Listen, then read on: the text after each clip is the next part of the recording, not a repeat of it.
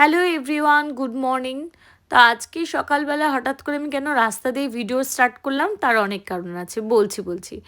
আজকে আমি যাচ্ছি আমার প্রি ওয়েডিং ফটোশ্যুট করতে। অনেক রকম আলোচনার পরে, অনেক কিছু বলাবলির পরে তারপর হলো না চলো এবার যাওয়া যেতে পারে, মাত্র আর কয়েকদিন বাকি। তো আমরা অনেক ভেবেছিলাম যে এখানে যাব, ডেস্টিনেশন ওয়েডিং করব, ফটোশ্যুট করব, তো সেই সব কিছু হয়নি। টাইম অনেক বেশি কম হচ্ছিল, তাই জন্য আমরা কলকাতাটাই লাস্ট অব্দি চুজ করেছি।